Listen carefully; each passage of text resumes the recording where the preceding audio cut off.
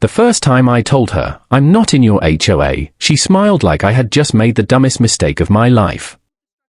She was standing at the end of my driveway with 2 board members behind her, a clipboard in her hand, and half the street watching from their front lawns like they already knew how this was going to end.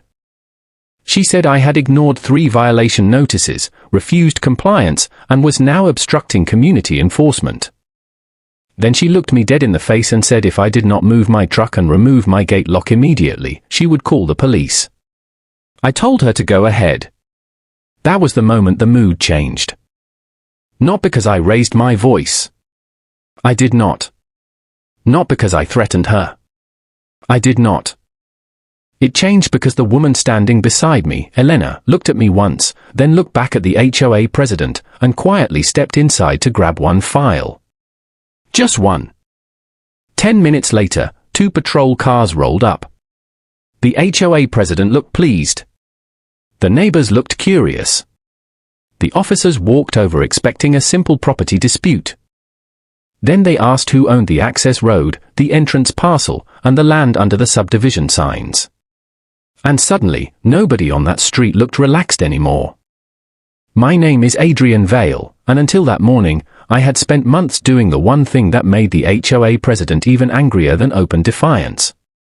I stayed calm. That was what bothered her most. Not my truck. Not the locked gate. Not the fact that I kept ignoring her violation letters. It was the way I never reacted the way she wanted. I never argued on the sidewalk. I never chased board members down the street. I never gave the neighbors a shouting match they could stand around and enjoy from a safe distance. I would take the envelope, glance at it, and set it aside like junk mail. Because as far as I was concerned, that was exactly what it was. Elena understood that from the start. She had moved in with me 6 months earlier, and unlike most people in that neighborhood, she paid attention before speaking. She noticed small things. The wording on the notices. The way the HOA kept saying community access instead of association property.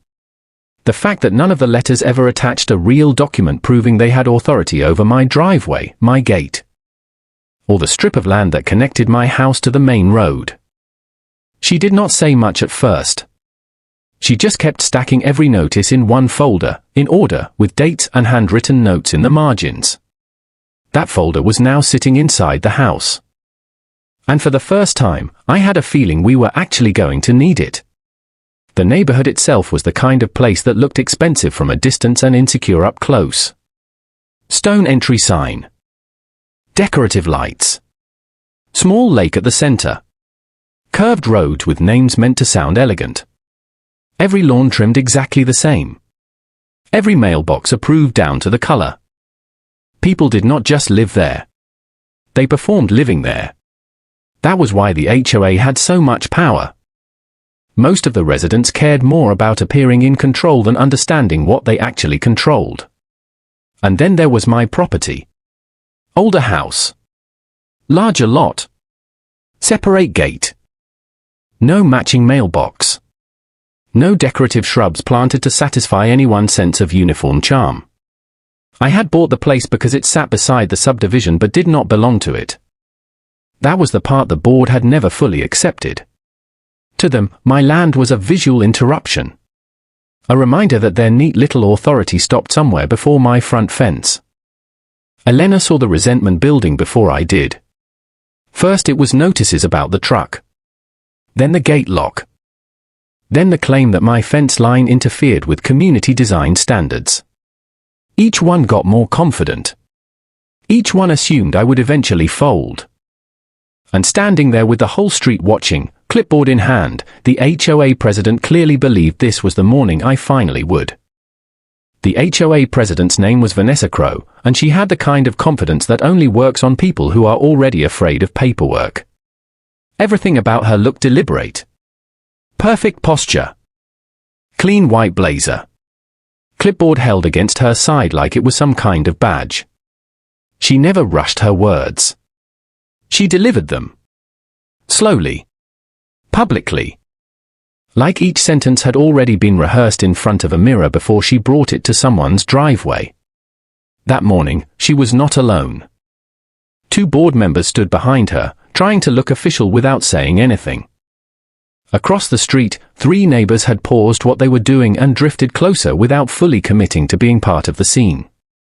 One man pretended to check his mailbox for nearly 5 full minutes. A woman with a coffee mug stood on her lawn in slippers, making no effort to hide the fact that she was listening.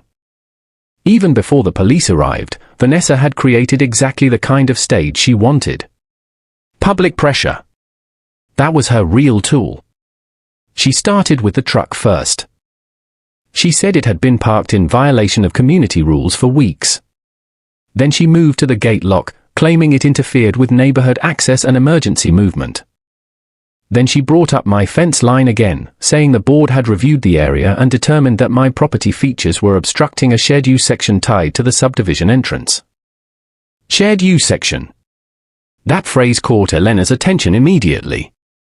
I saw it happen from the corner of my eye. She had been standing half a step behind me, quiet the whole time, but the second Vanessa used those words, Elena's expression changed. Not surprise. Not anger.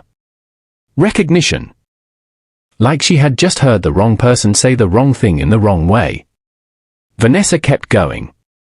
She said I had been given multiple opportunities to cooperate.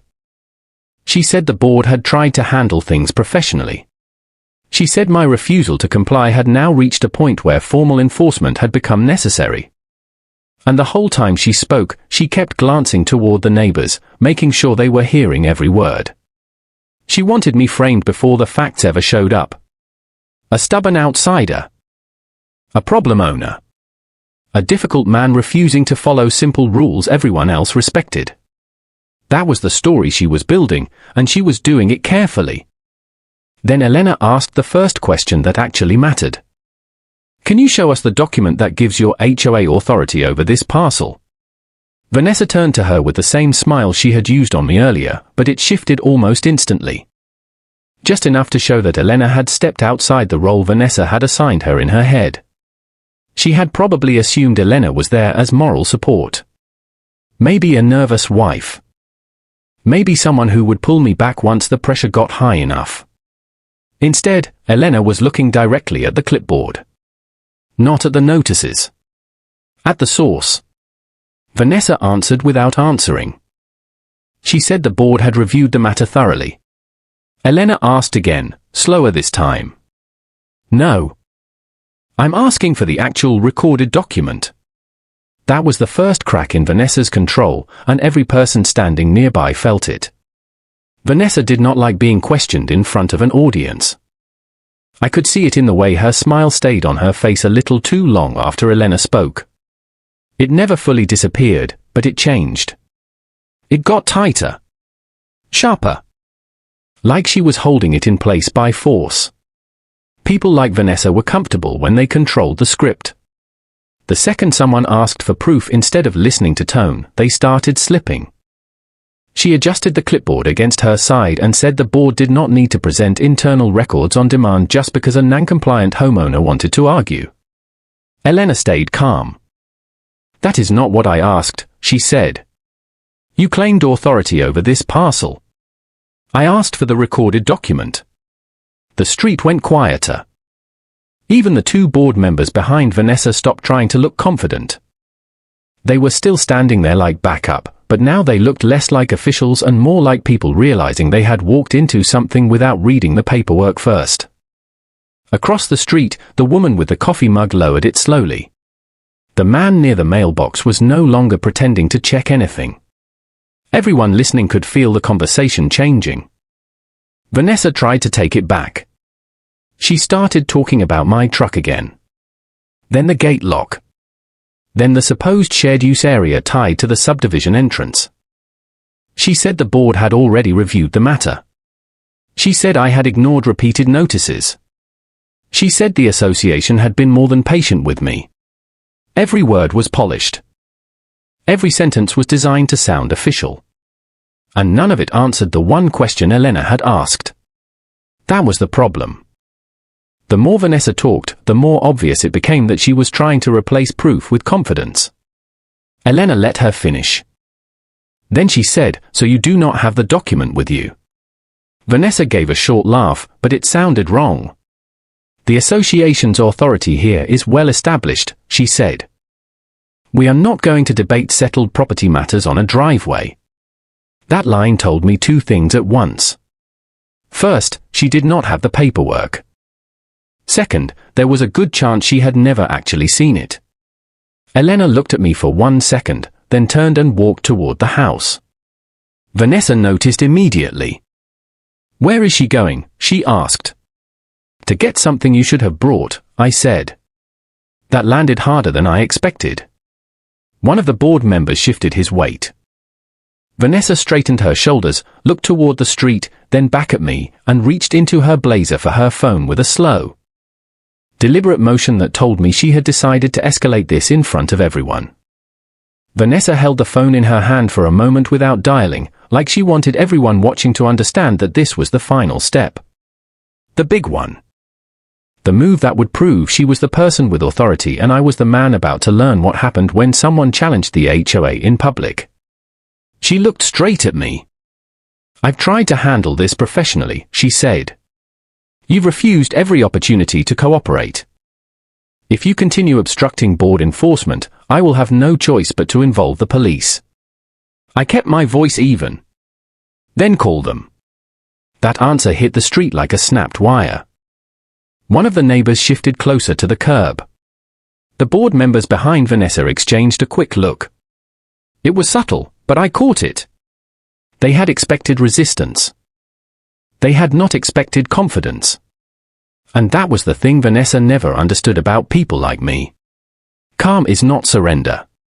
Sometimes calm is just patience waiting for the right mistake. She dialed. While the phone rang, Elena came back out of the house carrying a single dark file folder. Nothing thick. Nothing dramatic. Just one folder held against her side like she already knew it would be enough. She walked down the driveway without hurrying, and the second Vanessa saw it, she started talking louder into the phone. That was deliberate. She wanted the dispatcher to hear certainty. Trespassing. Obstruction. Refusal to comply. Private access interference. She stacked the words carefully, each one chosen to make it sound like she was reporting a simple enforcement issue caused by an unreasonable property owner. She never once mentioned that the property owner was standing on his own driveway. Elena reached my side and handed me the folder without saying anything. Inside were copies of every violation letter, every envelope, every note she had made in the margins, and behind all of that, the property records. Survey. Parcel map. Recorded transfer pages. Easement language. The real story, printed cleanly and in order. Vanessa ended the call and slipped her phone away with a look that bordered on triumph. "They're on their way," she said. The neighbors reacted exactly how she wanted. Quiet interest. A little tension. That small current of excitement people get when they think they are about to watch someone else lose.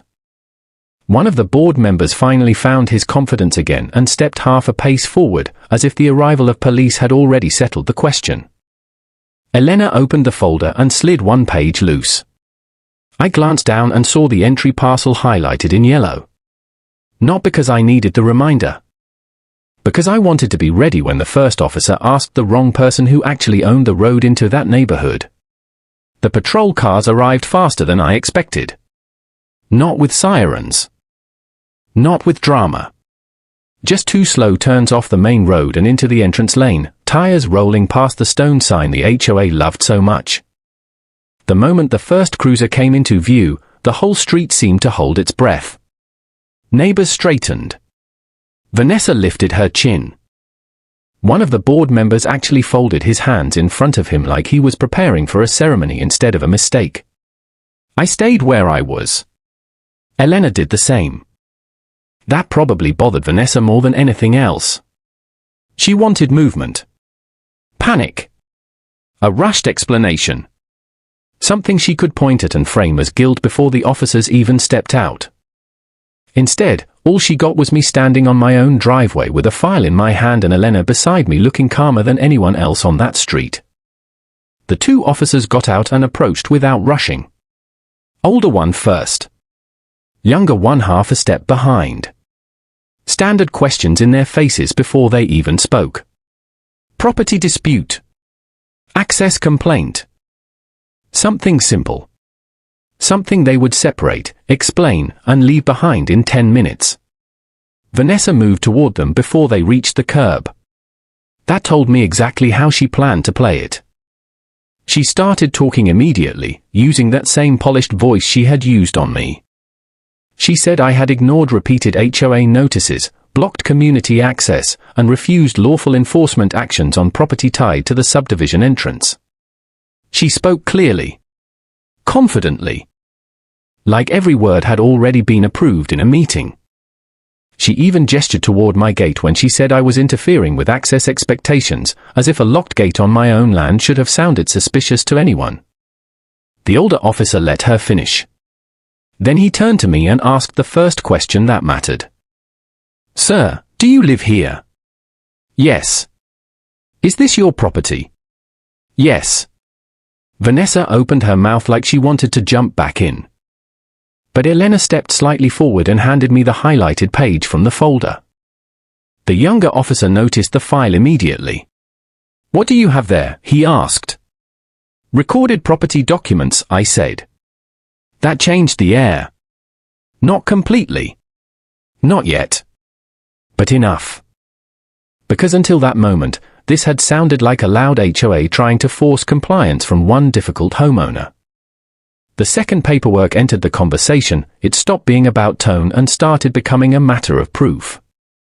And Vanessa, for the first time since she walked onto my driveway, no longer looked like the person most prepared to answer what was about to come next from police. The older officer held out his hand, and I passed him the first page Elena had already pulled from the folder. It was a clean parcel map with 3 areas marked in color. My house lot in blue. The entrance parcel in yellow. The access road in red. Simple enough for anyone to follow, but only if they were actually willing to look. Vanessa saw the map and immediately tried to get ahead of it. That's not the full community layout, she said. The association governs the entrance corridor and shared access features connected to that road. The officer did not look at her. He looked at the page. Then he looked at me. Who owns this parcel? He asked, tapping the yellow highlight. I do, I said. Vanessa gave a short laugh that sounded more nervous than amused. No, she said, too quickly. That parcel serves the subdivision. It's part of the HOA structure. Elena opened the folder again and pulled out the recorded transfer page behind the map. She handed it to me, and I passed it over without a word. The younger officer stepped closer now. Both of them were reading. Not casually. Carefully. Line by line. The board members behind Vanessa had gone silent.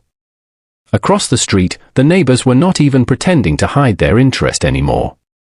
The older officer read the grantor line twice. Then he asked, "You're Adrian Vale, trustee for Vale Land Holdings?" Yes. He looked back down. And this recorded parcel was never transferred to the homeowners association. No, that was the first moment Vanessa actually lost control of her expression. It happened fast, but everyone saw it. Her face did not fall apart completely. It just changed. Like something behind her eyes had gone cold. She tried to recover by shifting the argument. The road is used by the residents, she said. The board has maintenance authority over access. I almost smiled when she said it, because Elena had already flagged that exact language weeks earlier. Maintenance authority. Not ownership. The younger officer caught it too. He asked, "Do you have the HOA documents showing ownership or enforcement rights over his driveway and gate?" Vanessa said the board had reviewed the matter. "That's not what I asked," he said. And just like that, Elena was no longer the only person on the street asking for actual documents. The older officer flipped to the easement page and studied the highlighted section. He traced the line with one finger, then looked up toward the stone entrance sign at the front of the neighborhood, then back at me. So let me get this straight, he said. You're saying the HOA may use part of this road, but they do not own the access parcel, the entrance strip, or the land your gate sits on? Yes, I said. Vanessa took one step forward, and this time her voice was not polished at all. It was tight. Thin. And for the first time that morning, it sounded worried. Vanessa stepped forward so fast that one of the board members behind her almost ran into her shoulder. That is a misleading reading, she said. The association has controlled the entrance for years. The older officer kept his eyes on the document. Controlled how? He asked. Vanessa hesitated for half a second, and that half second did more damage than anything she had said all morning. It was just long enough for everyone standing there to realize she was reaching for language, not facts. She wanted something that sounded official. Something broad. Something that could cover months of letters, threats, and public confidence without needing to survive a real legal question. She said the HOA maintained the landscaping, supervised the sign lighting, and enforced neighborhood standards tied to the shared access area. The younger officer nodded once. That still doesn't answer ownership. Elena pulled another page from the folder and handed it to me. This one was older. County recording stamp at the top. Transfer language in the center. A reservation clause at the bottom, highlighted in yellow. I passed it over, and the officer read silently for several seconds while Vanessa stood there trying not to look at the neighbors. Then he asked me who originally developed the subdivision. My father's company, I said. That got every eye on the street back onto me. The officer looked at the document again. And Vale Land Holdings retained the entrance parcel and roadway easement rights when the lots were sold. Yes. Now the silence felt different. Before, people were listening for drama. Now they were listening for the truth. Vanessa tried one more time. The residents use that road every day, she said. The HOA has managed that frontage from the beginning. Elena answered before I could. Use is not ownership. Vanessa turned toward her, but Elena did not flinch. The board may have maintenance obligations, Elena said. That does not give it title. It does not give it enforcement power over Adrian's gate.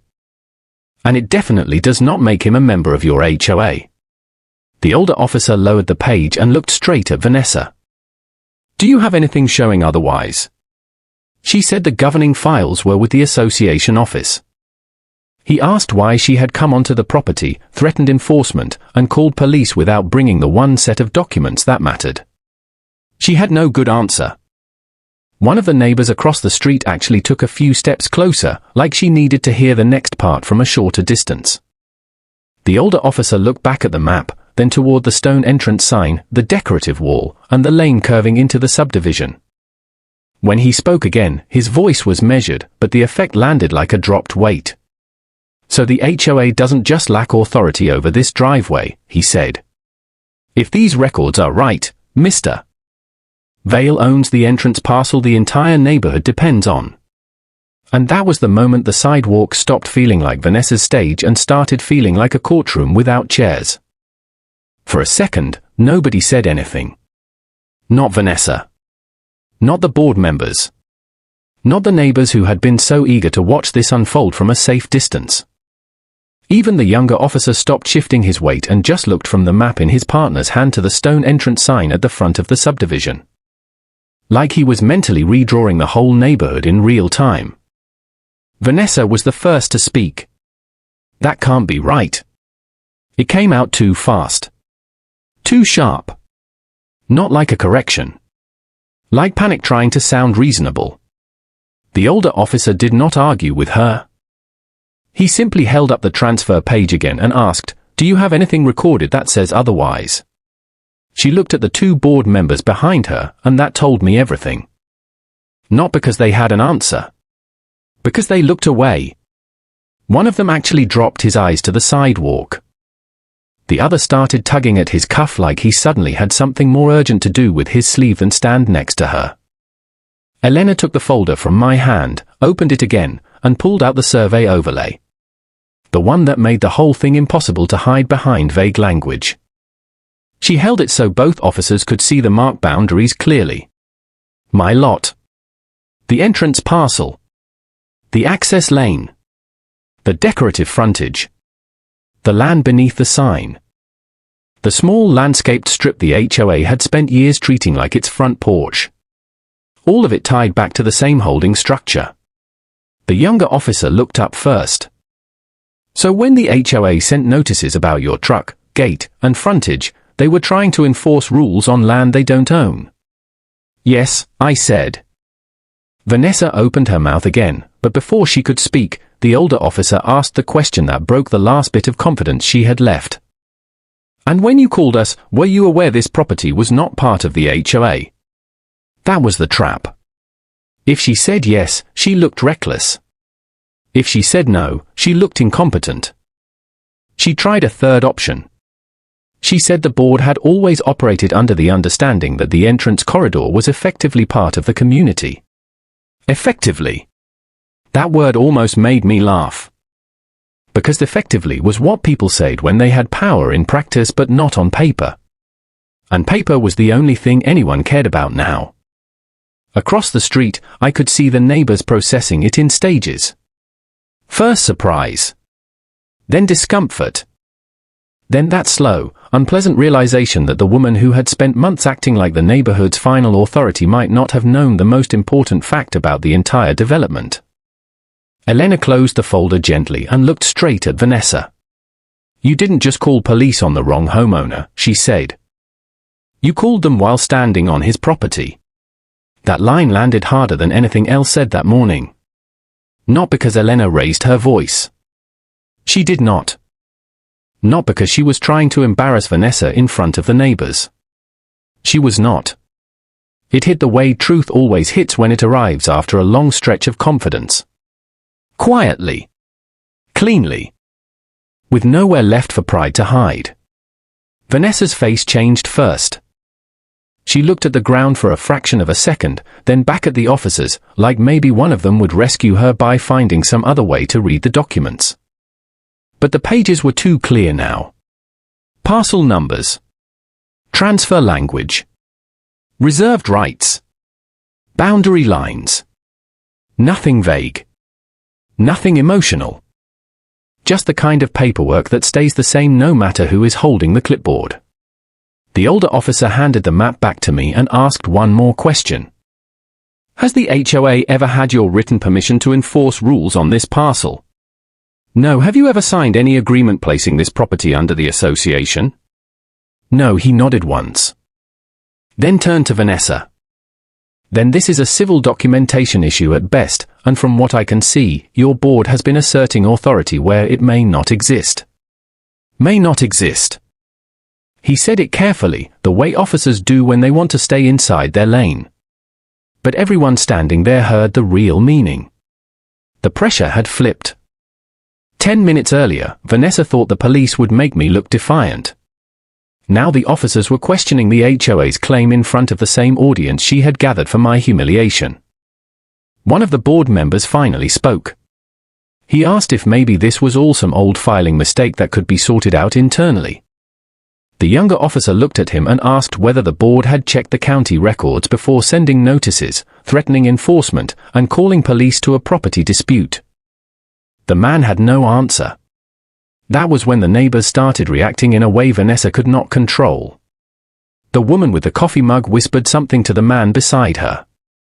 Another neighbor, farther down the street, took out his phone and started typing. It was subtle, but it mattered. This was no longer a private misunderstanding with a difficult owner. It was becoming neighborhood news. Fast. Vanessa tried one last time to steady herself.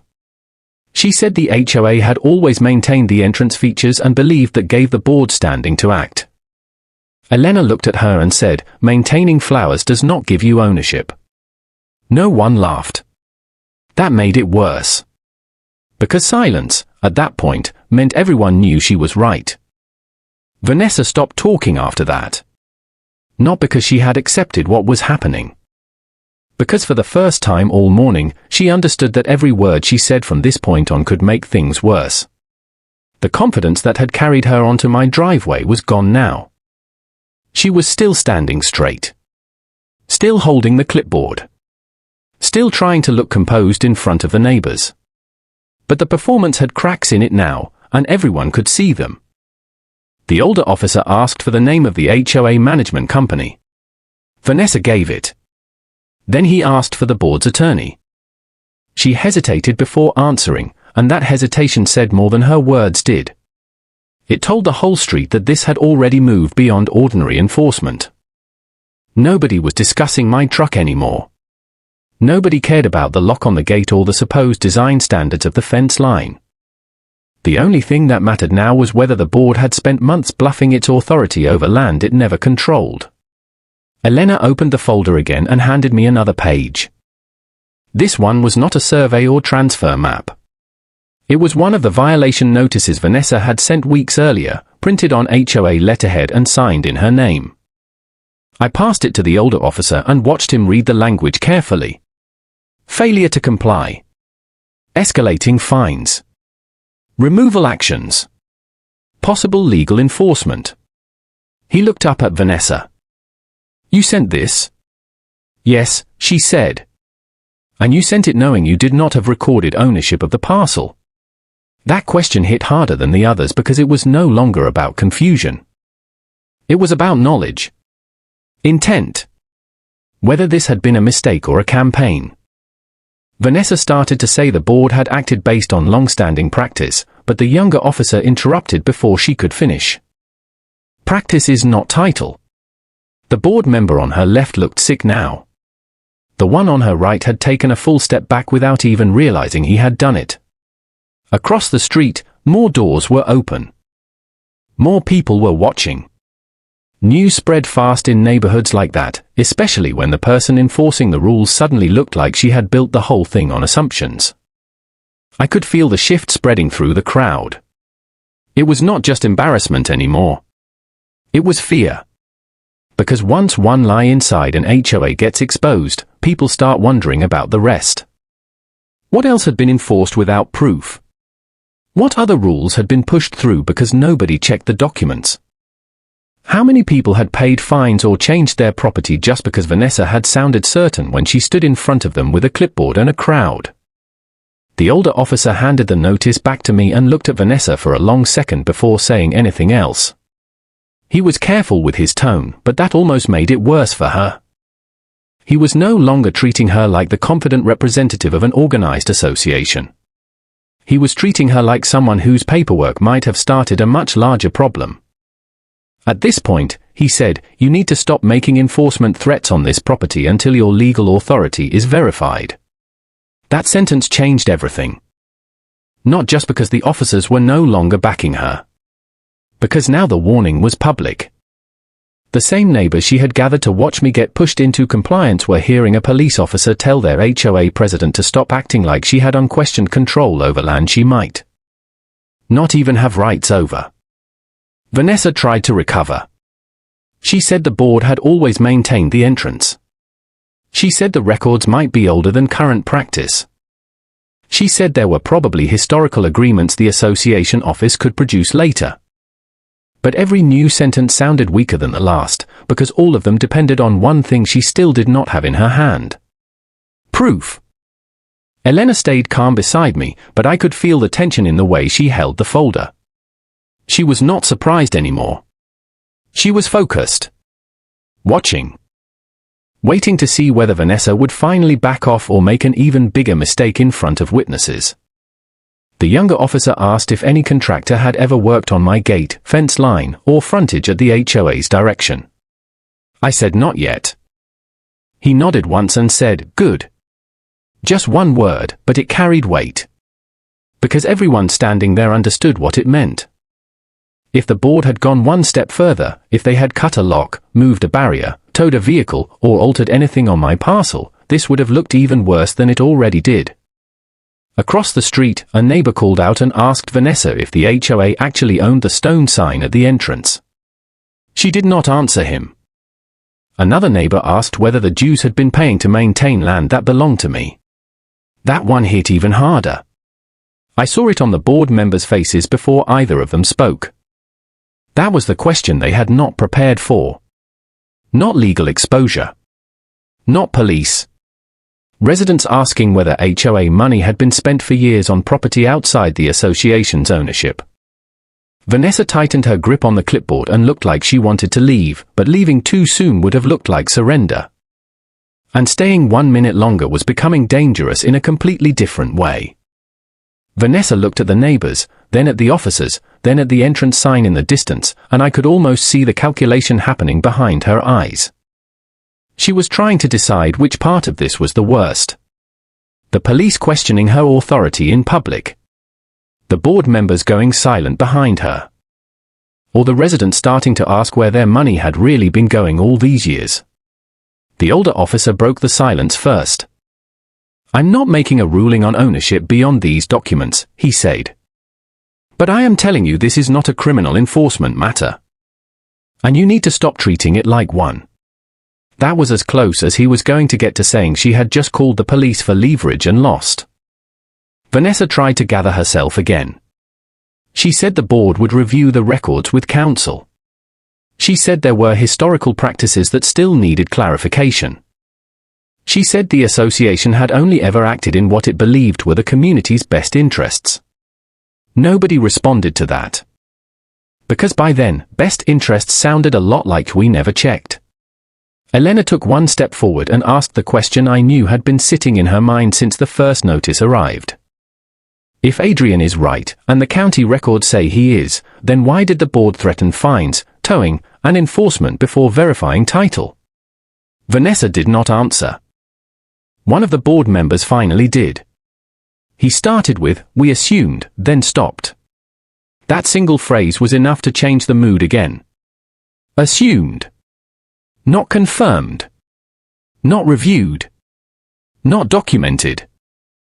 Assumed. The neighbors heard it too. I saw it on their faces. The slow shift from curiosity to distrust. People can forgive a mistake. What they struggle to forgive is arrogance built on nothing. And that was exactly what this was beginning to look like. Months of letters. Warnings. Public pressure. All pushed by a board that might have been enforcing rules on the one man who legally owned the entrance they drove through every day. The younger officer looked at me and asked if I wanted further contact from the HOA handled directly. "In writing only," I said. Then I looked at Vanessa. No more notices. No more threats. No more board members on my driveway. She opened her mouth like she wanted to push back, but the older officer was already watching her, waiting to see if she would make this worse. That was when the final bit of power left her posture. Not all at once. Just enough. Enough for the whole street to see that the woman who had arrived expecting to make an example out of me was now standing there wondering how much of the neighborhood I actually owned. Vanessa finally stepped back. It was only half a step, maybe less, but after everything that had happened, it looked bigger than any speech she could have made. Up until that point, she had held herself like the woman in charge. The woman with rules, backing, procedure, and a whole neighborhood arranged neatly behind her. That single movement changed the picture. Now she looked like someone trying to create distance from a mistake before it attached itself to her permanently. The board members noticed it too. The one on her left stopped pretending to support her and started staring toward the entrance road. The other kept shifting his weight, like he wanted to leave but did not know whether walking away would make him look guilty or just weak. Neither of them said a word. They had come to stand behind Vanessa because they thought this was enforcement. Now they were standing in the middle of a document problem, a police call gone wrong, and a street full of witnesses. The older officer asked if everyone understood what had been said. I did. Elena did. Vanessa said yes, but she sounded like the word had cost her something. Then the officer made it even clearer. He said if the board had additional documentation, it could handle the matter through proper legal channels. But until then, there would be no more on-site enforcement, no more public confrontation, and no assumption that HOA claims over my parcel were valid just because someone said they were. That was the moment the neighbors stopped looking at me like the problem. The woman with the coffee mug was still standing there, but now she was looking straight at Vanessa. Another neighbor farther down the sidewalk asked one of the board members whether the association had ever checked the county records before sending out violation notices. He did not answer. A man near the curb muttered something about dues, frontage maintenance, and what else they got wrong. Once that kind of talk starts in a neighborhood, it spreads faster than any official memo ever can. Elena closed the folder and held it against her side. She did not smile. She did not gloat. That made it stronger. She looked exactly the way she had looked when this started. Calm. Certain. Finished with excuses. Vanessa glanced at the file one last time, then at the entrance sign in the distance, and I could tell she was seeing it differently now. Not as part of her authority. Not as the front face of her neighborhood. Just as another piece of land she had been acting like she owned without ever proving it. The officers left a few minutes later, but the street did not move right away. That was the strange part. Usually, when police leave a neighborhood dispute, people scatter fast. Doors close. Curtains shift. Everyone suddenly remembers somewhere else to be. But not this time. This time, the silence stayed. Heavy. Curious. Uncomfortable. Like the whole block understood that something bigger than an argument had just cracked open in front of them. Vanessa was the first to break formation. She turned to the board members and said, in a voice much lower than before, that they needed to return to the office and review the association records immediately. No speech. No final warning.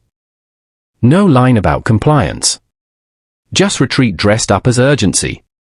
Neither board member argued. They followed her without looking at me. Without looking at Elena. Without looking at the neighbors who had watched their confidence collapse in real time. I stayed where I was until they reached the sidewalk. Then I said the only thing I had needed to say from the beginning. I told you I'm not in your HOA. Vanessa stopped, but she did not turn around. Elena stood beside me with the folder still in her hand, the same folder Vanessa had dismissed before the officers arrived. Now it was the only thing on that street anyone seemed to respect. Paper had done what volume could not. It had cut through the assumptions, the threats, the performance, and left the truth standing there for everyone to see. One of the neighbors asked quietly if it was really true that I owned the entrance parcel. Yes, I said. Another asked whether that meant the HOA had been maintaining land that was not theirs. Elena answered that one. It means they acted before checking what they actually controlled. That line spread through the street like a current. Not loud. Not dramatic. Just enough. Enough for people to start connecting months of letters, fines, notices, and quiet pressure to one ugly possibility. Maybe Vanessa had not just overreached with me. Maybe she had built her authority the same way she had built this confrontation. On confidence first. On documents later. Or maybe not at all. Vanessa kept walking. She passed the stone entrance sign without looking at it, and I wondered if that bothered her more than anything else. All that time she had treated it like the front gate to her little kingdom. The polished symbol of order, standards, and board control. And all along, it had been standing on my land.